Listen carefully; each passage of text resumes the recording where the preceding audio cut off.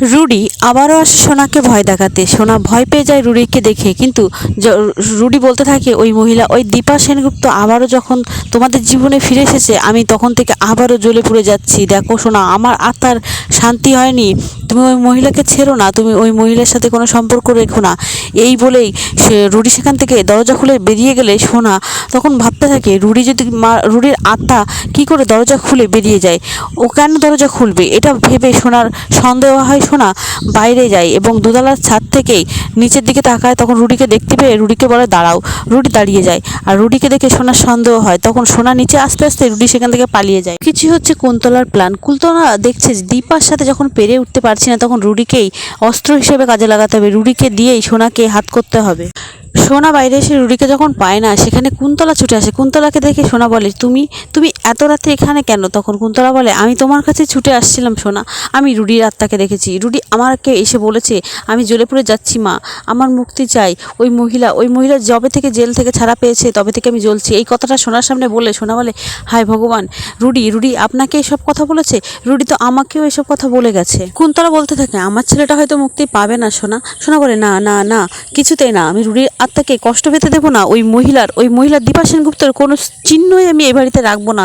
ওই মহিলার ছায়াও আমাদের উপরে পড়তে দেবো না।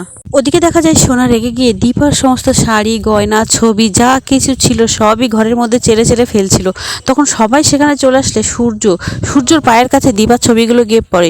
দীপার ছবিগুলো তুলতেই সূর্য অবাক হয়ে যায় আর সূর্য সোনাকে জিজ্ঞাসা করে এইগুলো এইভাবে ছুঁড়ে ফেলছো কেন? আর এই ছবিগুলো তো দীপা ম্যাডামের ছবি এই বাড়িতে কি করছে, আর এগুলো কেন এবার ফেলছো সোনা? সোনা বলে ওই মহিলাই তো আমার রুডিকে খুন করেছে। তখন সূর্য কিছুতেই কিছু মেলাতে পারে না। তখন বলে রুডি তো অনেকদিন আগেই মারা গেছে, তাহলে এই মহিলা তো কয়েকদিন আগে ফিরে এসেছে বিদেশ থেকে, তাহলে এই মহিলা কিভাবে রুডিকে মারতে পারে? আমাকে কেউ কিছু বলবে? সূর্য মাথায় হাত দিয়ে বসে পড়ে। সূর্য কিছুতেই মেলাতে পারছে না, কিছুতেই মনে করতে পারছে না দীপার কথা। উর্মি এসে বলে হ্যাঁ দাদাই, ওই মহিলাই তো আমাদের রুডিকে মেরেছিল। ওই জন্য তো সোনা ওনাকে সহ্য করতে পারে না, আর আমি তো এই জন্যই বিজনেস ডিলটা ওনার সাথে করতে চেয়েছিলাম না। তখন সূর্য বলে অনেক কিছু ঘটে গেছে যেটা আমি জানি না, তোমরা আমাকে খুলে বলবে। তখন সূর্যর বাবা সেখানে এসে বলে সূর্য এখন থাম, তুই এইসব নিয়ে ভাবিস না। ওদিকে জয় সূর্যকে শান্ত হতে বলে আর উর্মিকে বলে উর্মি তুমি এবার থামবে।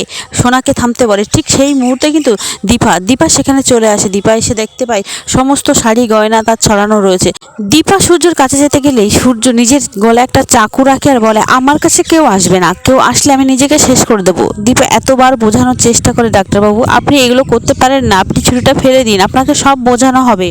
উর্মি বলেছিল দীপাই সবকিছু শেষ করেছে, রুডিকে খুন করেছে। তাই সূর্য দীপাকে বলে আপনিই তো সব শেষ করে দিয়েছিলেন, আপনি রুডিকে মেরেছিলেন, আমার মেয়ের হাজব্যান্ডকে মেরে আমার মেয়েকে বিধবা করে দিয়েছিলেন, আপনিই করেছিলেন। তখন দীপা আস্তে আস্তে সূর্যর কাছে যায় আর বলে এই সব কিছু আমি পরে আপনাকে বলবো, আপনি আপাতত ছুরিটা আমার কাছে দিন। এই বলে সূর্যর হাত থেকে ছুরিটা নিয়ে সূর্য অসুস্থ বোধ করলে সূর্য বলে আপনি চলে যান। দীপা বলে আপনি আমার সাথে ঘরে চলুন। তখন উর্মি বলে তুই ওখানে দাদাইকে নিয়ে কোথায় যাচ্ছিস? তখন দীপা রেগে বলে চুপ, একদম চুপ, একটা কথা বললেও আমি এর শেষ দেখে ছাড়বো। এই বলে দীপা সূর্যকে নিয়ে ঘরের মধ্যে নিয়ে যায়।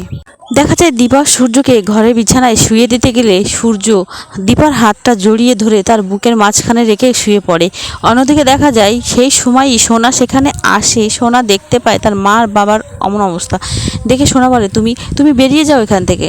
তখন দীপা হাতটা ছাড়িয়ে নিয়ে বলে সোনা এমন বেয়াদবি করিস না যাতে তোকে শাসন করতে আমি বাধ্য হই, আর তুই এইটুকু তোর বোধ বুদ্ধি থাকা দরকার যে বাবাকে তুই বিরক্ত করবি না। ওদিকে দেখা যায় দীপা সেখান থেকে চলে যেতে গেলে প্রবীর সেনগুপ্ত পিছন থেকে ডাক দেয় বড় বৌমা দাঁড়াও, তুমি তুমি সেনগুপ্ত পরিবারের বড় বউ হয়ে এমন কেন করলে? প্রবীর সেনগুপ্ত এটাও বলে সূর্য আর তোমার লড়াইয়ের মধ্যে সূর্যই বারবার হেরে যায়, তা সত্ত্বেও তুমি কেন এরকম করলে বড় বৌমা? তুমি শেষমেশ পরপুরুষের হাত ধরলে।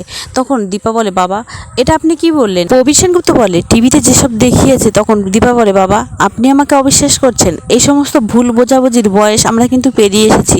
সোনা নিচে নেমে এসে প্রবীর সেনগুপ্তকে বলে ছি দাদুভাই তুমি শেষমেশ এই মহিলার সাথে কথা বলছো, এ বাড়িতে দেখছি আমার কোনো মূল্যই নেই।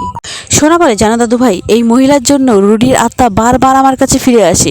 সোনার মুখে এমন কথা শুনে দীপার কিন্তু বেশ সন্দেহ হয়। সোনা এও বলতে থাকে রুডির আত্মা অনেক কষ্ট পাচ্ছে, ও জ্বলে পুড়ে যাচ্ছে। দীপা তখন বলে কি বললি তুই, রুডি এখানে কোথা থেকে আসবে? তখন সোনা বলে রুডি কষ্ট পাচ্ছে তাই ও ফিরে আসছে বারবার। ঠিক এমন সময় রূপা সেখানে আসলে সোনা রেগে গিয়ে বলে ওই আরেকজন আসলো দল ভারী করতে। করতে। তখন রূপা বলে, তুমি এরকম কেন করো? কি লাভ পাও, কি আনন্দ পাও তুমি এইসব করে? তুমি কি ভালো থাকো এগুলো করে?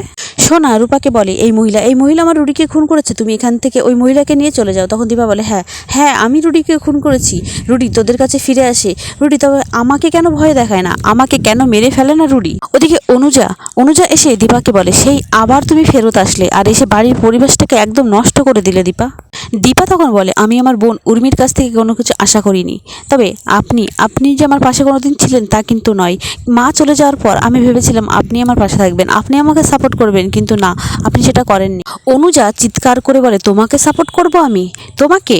তুমি নিজে হাতে তোমার মেয়ে, এই যে সোনাকে দেখো সোনাকে তুমি নিজে হাতে বিধবা করে দিয়েছো, তারপরেও তুমি আশা করো আমি তোমাকে সাপোর্ট করব? এই সব কিছু দাঁড়িয়ে থেকে রূপা সহ্য করতে পারে না। রূপা তার মায়ের দেওয়া প্রতিজ্ঞার কথাই ভাবতে থাকে। অনুজার সাথে দীপার প্রচণ্ড ঝামেলা হয়, সেটা দেখে উর্মি বলে, তুই তো নিজের শত্রু নিজেই বাড়িয়ে নিলি দিদি, এটাই তো চেয়েছিলাম আমি।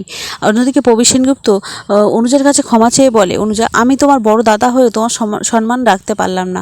তারপর দীপাকে বলে, দীপা তুমি এবার এসো। দীপা সেখান থেকে চলে গেলে রূপা রেগে গিয়ে প্রবীর সেনগুপ্তকে শুনিয়ে বলে, দাদু ভাই তোমরা জানো তো বারবার তোমরা নিঃস্ব কেন হয়েছো? বারবার এই বাড়ির লক্ষ্মীকে বারবার বাড়ি থেকে অপমান করে কাঁদিয়ে বাড়ি থেকে বের করে দিয়েছো। দিদিভাই ছিল, দিদিভাই ওই রকম সময়ে সবটা ধরে রেখেছিল, কিন্তু তোমরা সেটা পারোনি, শেখাওনি তোমরা। তোমাদের কপালে অনেক দুর্ভোগ আছে দাদু ভাই।